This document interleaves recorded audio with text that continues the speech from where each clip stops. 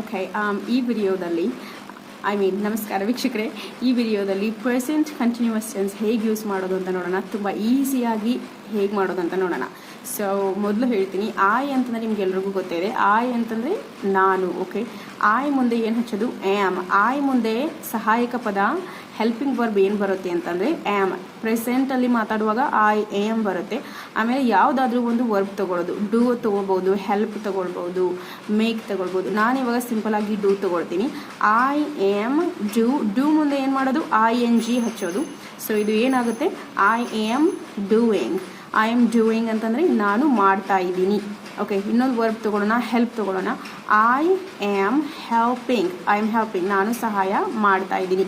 Continuous ಆಗಿ ಸದ್ಯಕ್ಕೆ ನಾನು ಅಂದರೆ ನಂದು ಕೆಲಸ ಇವಾಗ ಚಾಲೋ ಇದೆ ಅಂದಂಗೆ ನಾನು ಇವಾಗ ಹೆಲ್ಪ್ ಮಾಡ್ತಾ ಇದ್ದೀನಿ ಒಬ್ಬ ವ್ಯಕ್ತಿಗೆ. I am helping someone. ಯಾರಿಗೊಬ್ಬರಿಗೆ ನಾನು ಸಹಾಯ ಮಾಡ್ತಾ ಇದ್ದೀನಿ. ಈ ರೀತಿ ಮಾಡೋದು.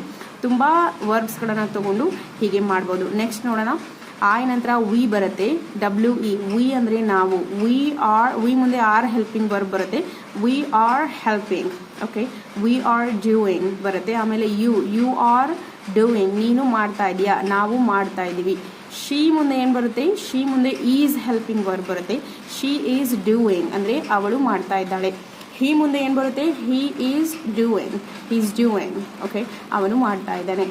ಇಟ್ ಅಂದರೆ ಏನು? IT. ಇಟ್ ಅಂತಂದರೆ ಅದು.